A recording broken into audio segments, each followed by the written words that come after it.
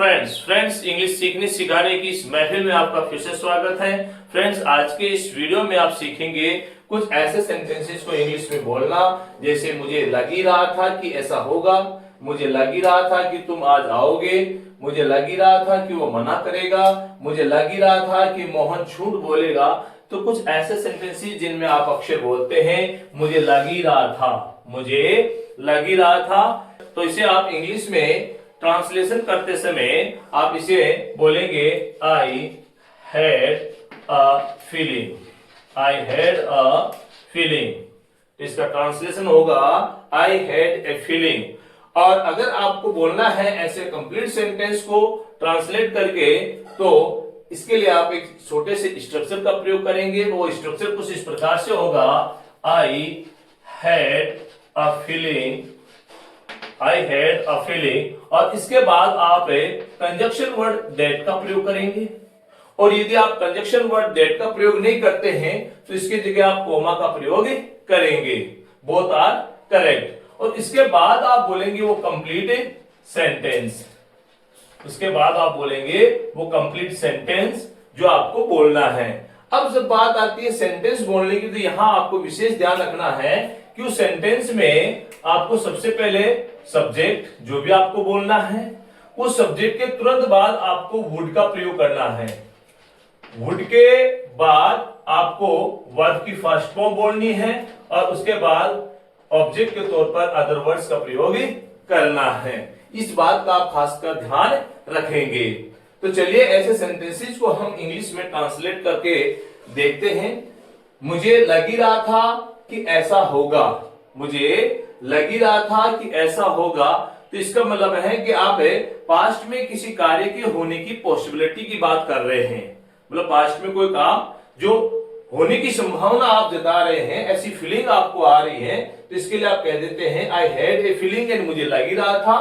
तो इसको तो हम एज इट लिख देंगे, I had a feeling, I had a feeling. और उसके बाद में लिखूंगा दैट, और दैट के बाद में कि ऐसा होगा तो मैं कहूंगा इट वुड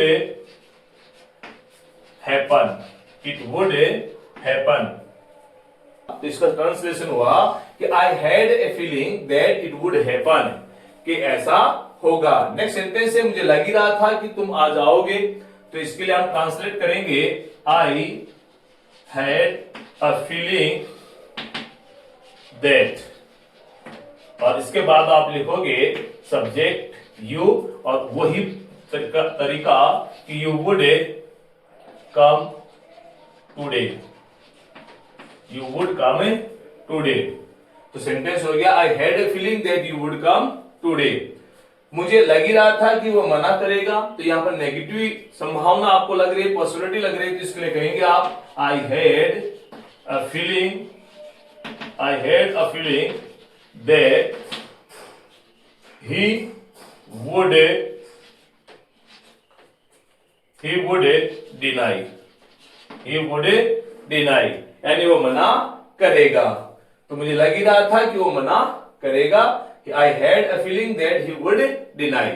नेक्स्ट सेंटेंस है मुझे लग ही रहा था कि मोहन झूठ बोलेगा, मोहन झूठ बोलेगा। तो मैं कहूंगा I had a feeling, I had a feeling, और उसके बाद में बोलूंगा दैट मोहन है, इसका सब्जेक्ट है मोहन, और उसके बाद में लाऊंगा वुड, और टेल अ लाई झूठ बोलने के लिए प्रयोग किया जाता है। तो देखिए I had a feeling that Mohan would tell a lie, ये इसका ट्रांसलेशन होगा। और जब नेक्स्ट सेंटेंस की बात करें तो नेक्स्ट सेंटेंस है मुझे लग ही रहा था कि तुम यह करोगे। तो इसका मतलब मैं बोलूंगा I had a feeling, I had a feeling that, subject है you, और उसके बाद में लिखूंगा would do this, मुझे लग ही रहा था कि तुम ये करोगे। और लास्ट सेंटेंस है कि मुझे लग ही रहा था कि तुम फिसल जाओगे, मुझे लग ही रहा था कि तुम फिसल जाओगे।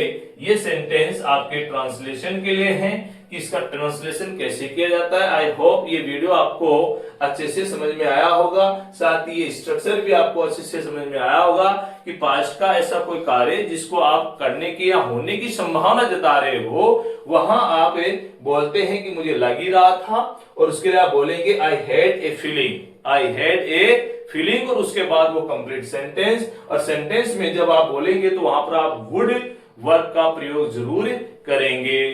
तो आज की इस वीडियो में बस इतना ही, मिलते हैं नेक्स्ट वीडियो में। Thanks for watching.